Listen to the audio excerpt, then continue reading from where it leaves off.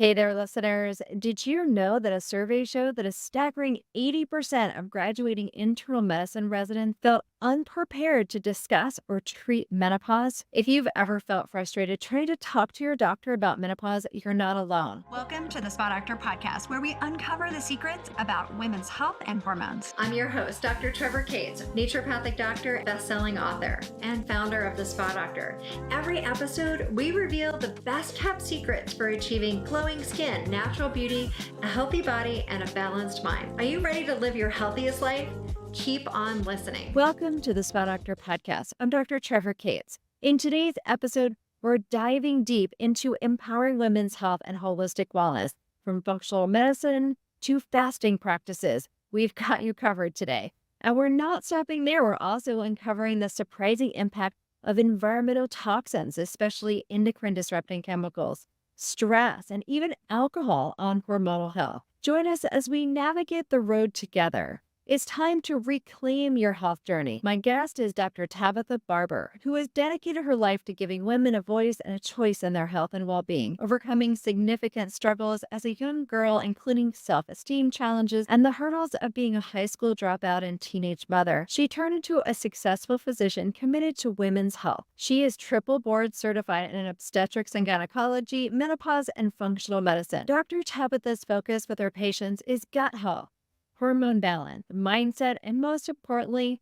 nourishing the soul to truly heal and become whole. So grab your tea and let's dive in to explore the secrets to your vibrant health. Tabatha, it's so great to have you on the podcast. Welcome. Thank you for having me. I love that you're just bringing this information to women. It's so important. Yeah, it certainly is. And it's at a time when we really need this information. It's time for all the medical gaslighting to end and for women to get the information they need.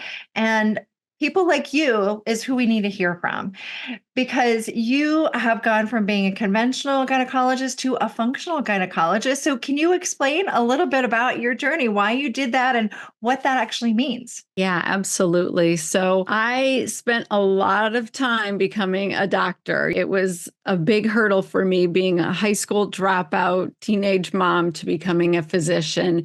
And I was doing it because I had a drive inside that I wanted to help women have a voice and a choice in their health care.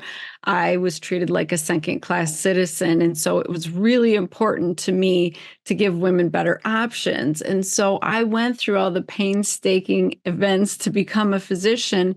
Yet I found myself broken in this broken system.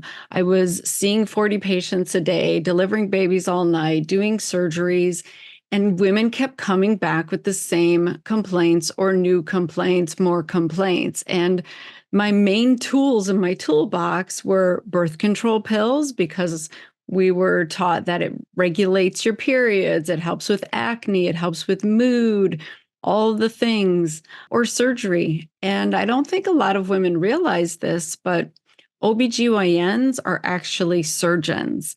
We spend 4 years in a surgical residency, learning how to do a hysterectomy 4 different ways, and stat C-sections and deliveries and procedures in the office. We don't sit and study the hormone intricacies of the endocrine system and how the gut affects that and how everything is tied in with your adrenals and your thyroid and your immune system. I didn't learn any of that until I went on to study functional medicine. We're stuck in this system of looking at OBGYNs as the women's health experts. That's what we call them. Yet there's this huge gap, because honestly, as an OBGYN, I did not understand hormones. I understood pretty much what the family practice doctor understood.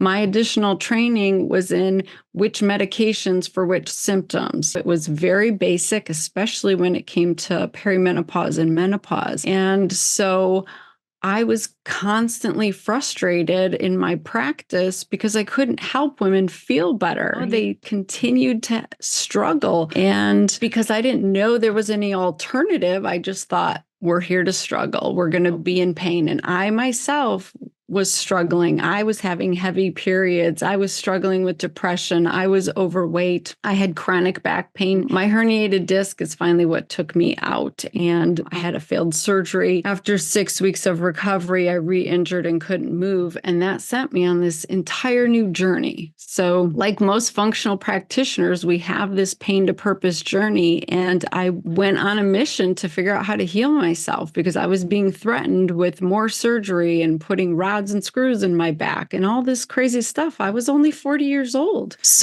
I started listening to podcasts and reading books. Dr. Amy Myers, Dr. Mark Hyman, like my entire world was just rocked to the core. Like, what is this? Health and wellness? What the heck?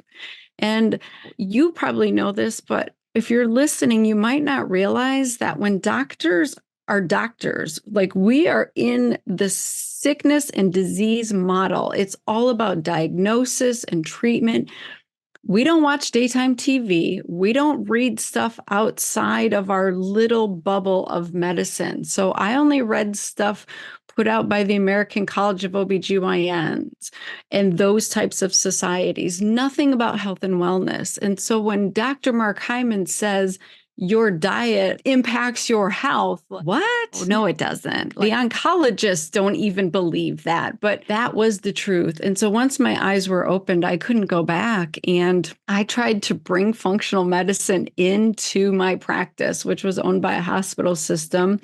I would do functional medicine Fridays, and that lasted about 2 months. And my administration was like, nope, you're not making enough money. You can't do this anymore. And I quickly realized that I needed to do something different because functional gynecology is about figuring out the root cause of why these women are coming in with these complaints and treating that root cause issue. Heavy periods don't need a birth control pill or an ablation. They are a hormone imbalance. They need the estrogen dominance fixed. That's usually driven by gut issues, liver congestion, lifestyle choices, not managing their stress, all of these things. And so it's a completely different way of approaching it. Conventional gynecology is like Band-Aid medicine. You get rid of the symptoms so that you can keep functioning, but you don't actually fix the root cause of the problem. So the symptom comes back or you get a new symptom. And that's honestly no way to live. Thank you so much for saying this, because I think this is so important for people to realize. Let's take that Band-Aid off. Let's that Band-Aid approach of conventional medicine. It can provide a temporary relief of symptoms, and if you have to go into the emergency room and you need to have x-rays and a bone reset, or you need to have surgery emergency, it's a great place for that. But there's so much else with health that we miss out on. And I've been a naturopathic physician for 24 years, and most of the patients that come see us are women. And even in naturopathic medical school, it's different in that most of the people that attend, or at least when I went, were women. And I think it's because those experts that we expect to take care of women's health, gynecologists, aren't providing the solutions that women need. And so then women are going to naturopathic doctors to try and find that. I'm making this connection right now. I never really thought about that. But who else are women supposed to go to? Similar for men too. I mean, I was actually just talking to a few guys yesterday, like, how do we find these functional medicine doctors? Where are they? And it's not like you were doing a bad thing. Like, you're a good person. You weren't. Conventional medicine doctors are not bad people. It's the system they're caught up in. And it's so great when people like you can step out of it and step back and go, oh my gosh, I was in this system that is broken, and there is this other way. And I just hope more doctors can go this direction, because as more doctors like you shift and say, I'm not going to do this anymore, that's part of what's going to change the system, I think. What do you think? Absolutely. And the system is what broke me. I developed all of these medical conditions because I was trying to become a physician and sustain a lifestyle that was so unhealthy. Becoming a doctor is one of the unhealthiest things you can do. I would sleep for 2 hours a night and live on caffeine and sugar to have energy to do what I needed to do. And it was just absolutely destructive. And it's ingrained in you that you just give to everyone else and you never put yourself first. And so a lot of doctors feel super guilty. So they don't exercise, they don't take the time to read or to make their food or do anything for themselves, because it really is looked down upon in the medical system. I would get screamed at if I needed to go use the bathroom. You just learn how to hold it. And so it's just a different mentality. And what I realized was, although God had given me this mission as a young woman to go on and become a doctor, this is not what he wanted for me. It's not sustainable. I'm not supposed to destroy myself to help other people. I'm supposed to actually lead by example and be more of a guide and show them, hey, you can be a doctor or run a business or be a mom of a bunch of kids and have self-care, take care of yourself, thrive, and still give to everybody else. It's just a totally different way of approaching life. So I love to think about, instead of trying to fill your cup and then pour out your cup all the time and then it's empty again and you got to fill it back up, have your cup so overflowing that it's pouring out over the top, and that is what's spilling into everybody else's cup. You don't have to deplete yourself to be the woman that everyone in your life needs. Yeah, it's so true. I've been thinking a lot about givers lately, and there's caregivers and then there are givers, right? Caregivers are a lot of the givers, but they're also just the type of personality. And I think a lot of times women are that, because a lot of times we are taking care of children or maybe elderly sick parents, or we're taking care of patients like you and I are, or we're pulling together community and all of that sort of thing. We're constantly giving and taking time to receive and take care of ourselves. I hope everyone listening and watching will take some time for yourself, because you deserve it. We all deserve it. So what Absolutely. are some of the big things you find in these root causes for hormonal imbalances? So there's a few big ones. And I want women to understand that this is not our great grandmother's menopause. Like, things have changed in the last 100 years that have significantly affected our hormones and how we experience the transition in midlife. If you talk to even maybe your grandmother, but definitely your great grandmother, she didn't struggle the way that we struggle nowadays. And there's a few big reasons for it. The number one reason is the toxins that are in our environment. We have more than 10,000 chemicals that did not exist 70 to 100 years ago. We created them in a lab, and they are everywhere. If you look around your room right now, or if you're out walking, plastic did not exist, and it is literally all over the place. We heat our food in it, we drink from it, it's in our products that we lather on ourselves. It's all over inside of us. We have other chemicals that we love to spray on ourselves or plug into the wall and make the room smell good. Like, all of these things are endocrine disruptors, and they send signals. They bind to our hormone receptors. They send signals that are warped, and they can cause this hormone imbalance type of picture. So that really is driving a lot of the symptoms women are having. The other thing is alcohol. Nobody wants to hear this. Don't be mad at me, but women should not be drinking alcohol, especially the way we drink it. At least where I live, it's normal to have 1 to 2 glasses of wine or a cocktail every night, every weekend. You're on your boat, you're having cocktails for hours at a time. Women's bodies were not created to handle all that alcohol. And the problem is, whenever we have to break down that alcohol in our liver, called metabolism, when we metabolize that, we take our estrogen and we put it over on the back burner, and we say, we'll take care of that later, because the liver can't metabolize estrogen and alcohol at the same time. So every time you are metabolizing alcohol, estrogen's building up, it's building up, and you get into the state of estrogen dominance, and that drives heavy periods, fibroids, endometriosis, chronic pelvic pain, headaches, migraines, breast tenderness, crazy mood swings, weight gain, like the list goes on. And So it's not really the hormones' fault. It's your diet of drinking all of this alcohol. And then if you're having cocktails or regular wine, there's a ton of sugar in that. And sugar is very toxic and inflammatory. And that's a whole nother topic that we can dive into.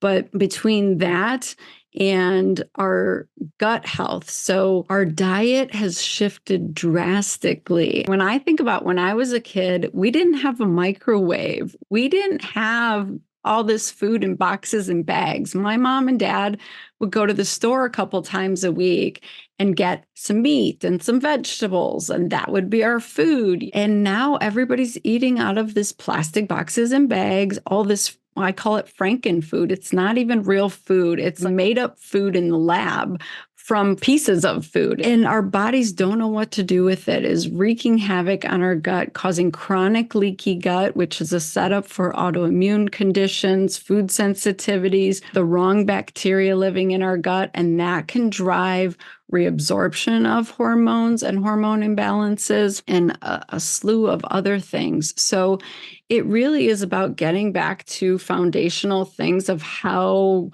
our body was created to function. Our body, at the end of the day, whether you like it or not, was created to procreate, get pregnant, have babies, nurse, and do it again until menopause. So it's cool if you don't want to have babies, but your physiology is always trying to get into that healthy state of wanting to have a baby. And so if you're going against that, it's going to show up as a hormone dysfunction. And our fertility is usually the first thing to go when there's a problem, because that's like a special bonus. It's not required for survival, right? Like our thyroid has to function or we'll die, but our ovaries don't have to function. That's a bonus for us. And so it really is important to just take a step back and saying, what am I doing with my life and my choices that are affecting my hormones and how my body's functioning and whether or not it's thriving or surviving, right? Tabatha, women are spending more time in perimenopause and postmenopausal years than ever before. And so what you're saying is so important. So 40% of our lives right now will be over 40, right? And so this is a really important thing. If we're burning out our adrenals or damaging our thyroid and we're messing up our ovaries by these endocrine disrupting chemicals. So you talked about endocrine disrupting chemicals in our environment, which are so important. And that's one of the reasons why I created the Spa Doctor skincare line, right? Is it's toxin free. And I knew that my patients, that was a big exposure for them. And then you mentioned alcohol. I gave up drinking completely a few years ago, and it's been a game changer for me. I don't have any interest in having even a sip of alcohol anymore because of the way I realized that was impacting my health and my brain and my mood. I had no idea. And I wasn't the big drinker. I was like you were saying, like a few drinks on the boat on the weekends, or après ski here in Park City is a big thing. It's like, oh, just a little drink here and there. But I had no idea until I completely stopped drinking how much it was affecting my sleep, my mood. And I was already pretty healthy, but it was a big thing for me. And then you also talked about blood sugar. That's a huge thing, right? Those ups and downs in our blood sugar, it definitely impacts our hormones, our gut health, the foods we eat, the processed foods. These are all really big things. And it doesn't matter how old someone is, everybody needs to be paying attention to this, because we also know that a lot of younger people are getting sick. And like you said, fertility, that's a huge issue for so many people, both men and women. But women are usually the ones that end up going in initially for the treatment or being assessed for this. So there's so much that we really need to look at. And I'm so glad we're talking about this. So which one do you want to talk about first? Like when a patient comes into you, this is a lot, right? It can feel overwhelming. I felt overwhelmed when I first started studying functional medicine, especially the toxins. Like you can go down a crazy rabbit hole and feel overwhelmed and want to give up. What do you mean I have to throw out all the plastic? I got to change my pots and pans. I got to get rid of my clean care products, my personal care products. Take it step by step. Do one thing at a time. If you tackle it slowly over the course of the next year, you can change your environment significantly. So don't get hung up on all of that. But I would love women to start honestly with their stress and how they are responding to things in their life all throughout their day. So I run this group fasting program online, and we used to check our glucose and our ketones when we would wake up a half an hour later throughout the day and see how fasting was affecting our body. So women quickly started complaining that an hour after they woke up, their blood sugar would go up, and they were really frustrated, like, I'm fasting, I'm in ketosis, why is my blood sugar going up? And by and large, it's because of stress. So I don't think a lot of women realize the huge impact, because we're all stressed, right? So if everybody's stressed, then it must be okay. And this is what I hear all the time: I can manage it, so it's not a big deal. And here's the thing: you might be able to handle it mentally, you might feel just fine, but your physiology is still responding and it's not handling it. It is still responding with inflammation and driving dysfunction. So we normally have a cortisol awakening response. Like within the first half an hour of waking up, our body naturally releases cortisol. It's like our natural cup of coffee. It gets us going for the day. It helps us function. But if you wake up and start screaming at your kids, or you're late for work, or you're trying to take care of something, you're reading stressful emails, then you're really pumping out the cortisol. And your body physiologically thinks you're going to either run from a tiger or get in a big fight and fight off the tiger.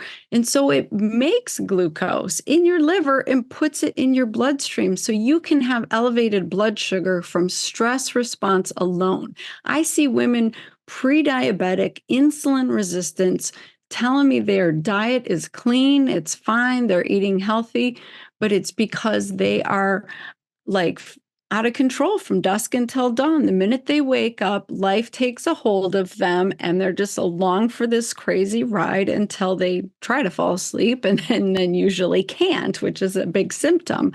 So I think addressing the adrenal issue is absolutely key. And you hit on something really important, Trevor. Like, our adrenals are our backup ovaries. When our ovaries are done functioning, when you go into menopause, they physically shrivel and atrophy, and they get so small you can't even see them on ultrasound. So they physically stop functioning and producing hormones. So your body says, hey, adrenals, it's your turn to kick in and give me some hormones from this point forward. But if you go into menopause with tanked adrenals, the adrenals are like, no, we're done. You burnt us out. Menopause is going to be way more miserable for you than for someone who actually managed their stress, set boundaries, took self-care time every day, learned breathing techniques, meditation, all the things. Menopause is going to be a lot easier for that person. Yeah, 100%. Stress is something I think that managing stress doesn't sound particularly sexy, but believe us, please listen, it is super sexy.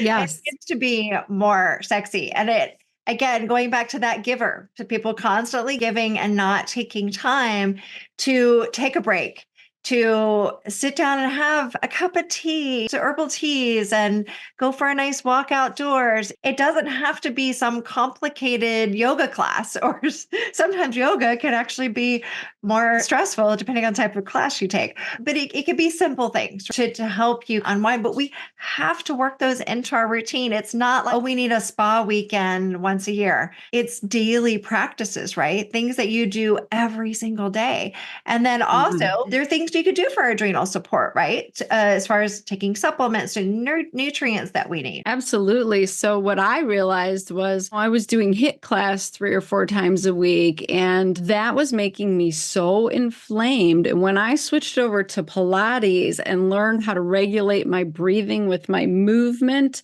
and really get control of my nervous system, like all the inflammation went away. I lost another 5 pounds. And then I really started to get strong because I wasn't like holding my breath and trying to do the workouts and get through it. And I enjoy that every once in a while, but that's not what my body needed at that point because my adrenals were so overtaxed. And so sometimes it's just evaluating what you're doing in your life and asking, is this serving me at this point? Because it may have been helping you in the last season and now it's hurting you in this season, because what we should be eating, how we should be moving and processing things, it changes as we change and evolve. It's super important. And I couldn't agree more. Like, I take a lot of supplements because you are living in a time that is so toxic that you're burning through basic things like magnesium just to get rid of the toxins. And then you don't even have any magnesium left for your muscle cramps after your workout or to help you relax your brain and go to sleep. People are like, I don't think multivitamins are necessary and this and that. They actually are in our toxic day and age. I hate to say it, but basic foundational supplements are key if you want to thrive in your second half of life. I honestly just feel better and better every year. I'm like knocking on 50, so I'm getting a little excited, but I feel way better than I felt in my 20s without a doubt. Isn't that amazing? People think, oh gosh, getting older sucks. I hate getting older, but it actually doesn't have to be that way. So we're right around the same age. And I think back to times when my hormones were out of balance and when I was younger and I was just trying to power through and like train for a triathlon and things like that. And my body was giving me symptoms, trying to say like, whoa, slow down, pay attention to me. And I think people in our society forget symptoms are your body talking to you. Pay attention to me. So often, as you know, in conventional medicine, it's that Band-Aid approach. You've got a symptom. Okay, let's just cover it up so we don't have to pay attention to it. But your body is talking to you. And like you said, we need to change at different stages of our lives. We can't just think that the way that we ate or managed our stress or our ability to fall asleep is going to be the same at every stage of our life. We have to adjust to it. Perimenopause is going to say for a lot of women, not all women, but it's like, no, I'm not going to let you do that.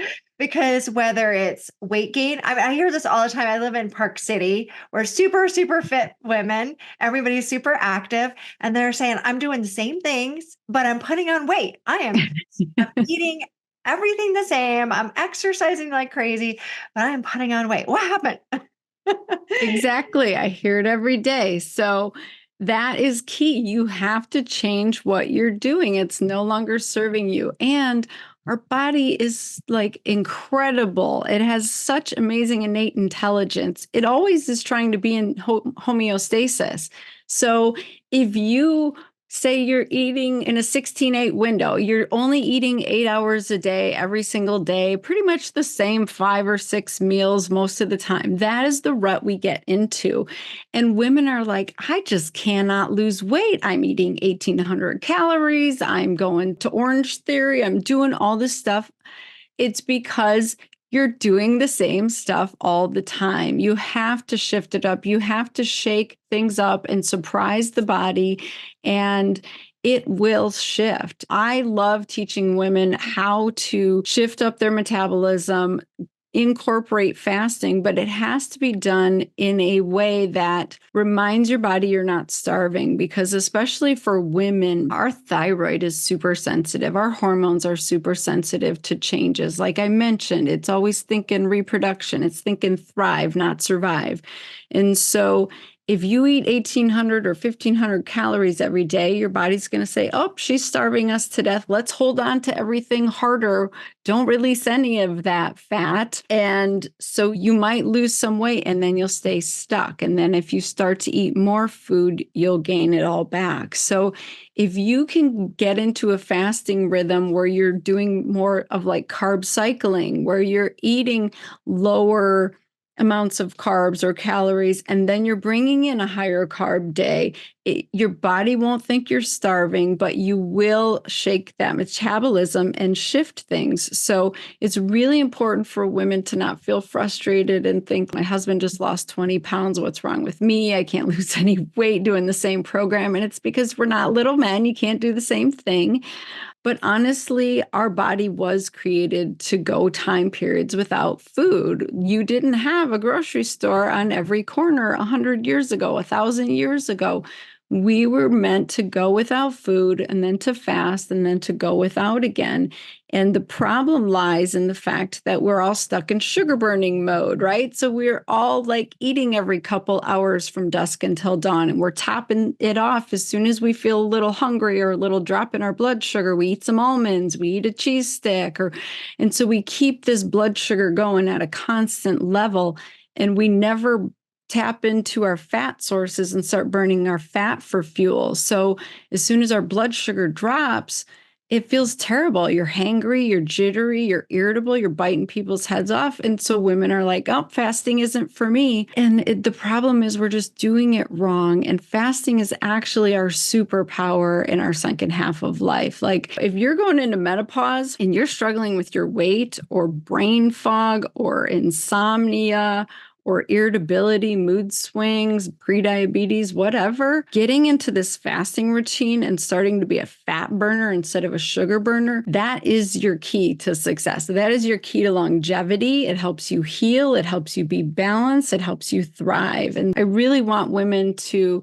consider it again if they feel like it wasn't for them, or to shake things up if they're stuck in the 16-8 rut, because it's so powerful. And it might be that you just need to tweak a few things. Yeah. And I think men and women are different, and that a lot of the fasting that was done or was recommended by what works for men, right? And so how is it different for women? It's absolutely different. So women tend to have more fat stores in general, especially when you go into menopause. And here's what I want you to know is don't be mad at that 5 or 10 pounds you gained at menopause. That's actually your body's innate intelligence trying to give you estrogen, because when your ovaries stop making estrogen, our fat cells actually make estrogen, and you need estrogen for healthy bones, healthy brain, healthy heart, and cardiovascular function. And so your body is like, oh, we have this backup way of like still having estrogen.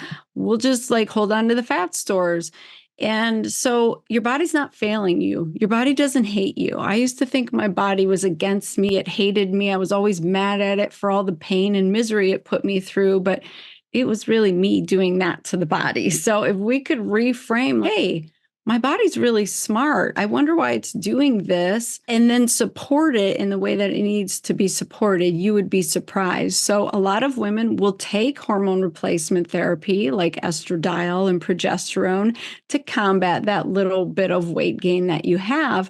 But just know that your body's not failing. It knows exactly what it's doing. And so we have these fat stores that we can tap into for energy. We don't need to eat all day, and we definitely don't need to eat as many carbohydrates as we're eating. Like I rarely eat grains. I'll just be honest. There's no nutritional value in grains that you cannot get from vegetables, fruit, and other foods. So I love when women after midlife focus on healthy fats and protein and fiber. Like that's your deal. That is where your healthy, ideal body weight is going to be. If you want to see all the muscle that you've been working to put on, it's your diet. Women get frustrated because they're like, I go to the gym 5 days a week. I feel strong, but I still got this flab. You have to burn that fat off by getting into ketosis, by getting rid of that sugar carbohydrate diet. And so when I created Fast to Faith, it was all about this progression of let me break up with snacks and sugar. Let me eat real meals. Let me shrink down the meals, drop off breakfast now and then, do a dinner to dinner fast, maybe even do a 3-day fast if you really want to get into autophagy and have like profound healing. but then cycle this situation so your body's always guessing and staying metabolically healthy. And that is the key for women. Like it really is. I've watched every other fasting fad, but if you just go back to how you were created, like if you think about women a couple thousand years ago, hunting and foraging, eating, and then fasting, like that's what you need to do. So just get in tune with your innate intelligence and start giving your body what it wants, right? Oh, perfect. Awesome. And you really lay that out for people. It's not like it's just random. Here, let's skip. No. Yeah. So that's important. And so before we end, I want to really dive in a little bit into that part, the other part of the fasting that you do, which is faith. So it's not just about the physical body. It's not even just about the emotional body. It's also about having higher power, right? And what can we lean into? And I'm just going to say, and I can't wait to hear what you say about this. For me personally, finding a higher power to me was such a relief, especially as a giver, somebody who's a doer, people pleaser, perfectionist, realizing that I don't have to do it all myself, that there's someone bigger than me, higher than me. There's a creator that has my back, is there for me. And so how do you implement it in your program? Yeah, this is so important. When I started my practice, my virtual practice 4 years ago, I put on my website, Heal the Body, Mind, and Soul. And I had all these big dreams and ideas, but I didn't really know what that meant. And so I just focused on the functional medicine. Like, let's heal the body. And I kept seeing patterns of women making progress with their diet changes, with their stress management, actively healing the gut, doing these things. And then they would get stuck at a certain point. And it was usually because they were trying to do it by themselves without any higher belief of why we are here on this earth. If you are stuck in this idea of we're just here to get the house and the car and watch the kids grow up and there's nothing after this, and you hit that menopause time period, that can feel like a huge letdown. Women are just like, wait a second, this is it. I worked so hard to get here and now I'm not satisfied. And it's because you're looking for some greater purpose for your life and some greater connection. And so I often see women at this time going, what is this all for? Let me figure this out.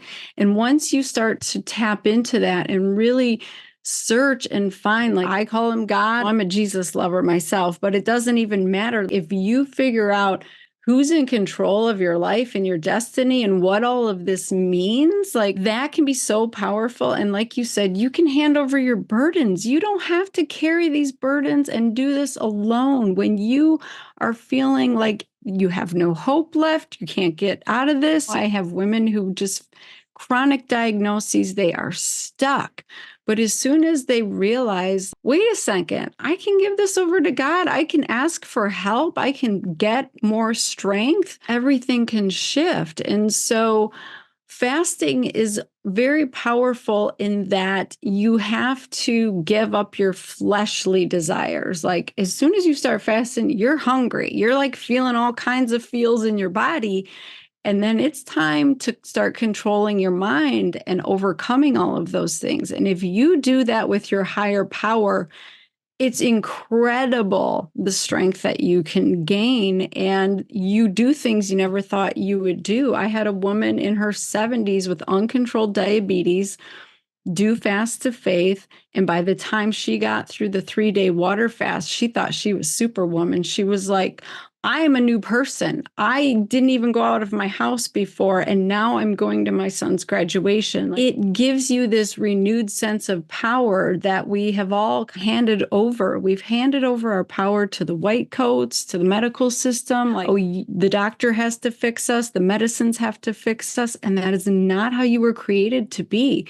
So if you can start believing in yourself and what your higher power has created you to do, you can tap into so much strength and so many possibilities. Like you can reverse disease, you can thrive, you can feel amazing, you can make your second half however you want to make it. And so Fast to Faith is teaching you. I actually use daily scripture meditation called Lectio Divina, where we just start having a conversation with our higher power. What do you want me to know about myself today? What is happening in my life and why and how can I get through it? And you just work through so much. And the fasting is just like the accelerator fluid on it, because you get so much mental clarity when you fast, and you release all the strongholds that your physical body has on you, because we are way more than our physical body, I promise you. So if we can change our mind, like it's all about reprogramming our mind, you can be unstoppable. I love that. We should all be unstoppable. Yes. Fabulous. And you certainly are, Tabatha. Thank you so much for coming on today and sharing so much with us. Can you tell everyone where they can learn more about you, where they can find your book, your program? Yeah, absolutely. It's drtabatha.com, DRTABATHA, all A's, no I's. That is the center for Her Higher Health, our medical practice. If you want to work virtually for like hormone replacement therapy, thyroid, gut health, all the functional stuff. Or it will lead you to Fast to Faith if you want to join our online program or our sisterhood, because I honestly believe that we were meant to do life as a community, and we need to not be in competition. We need to lift each other up and do this together. It's really important to me that women support each other and that we learn from one another, because we all have stories to tell that could really help each other if we just start to open up and connect. Yeah, that's so amazing. Thanks again, Dr. Tabatha, for coming on and joining us today and sharing your wisdom. Oh, thank you so much. It's my pleasure. Thank you for listening to this week's episode of the Spa Doctor Podcast. See you next Sunday for a new episode on your journey to living your healthiest life at any age.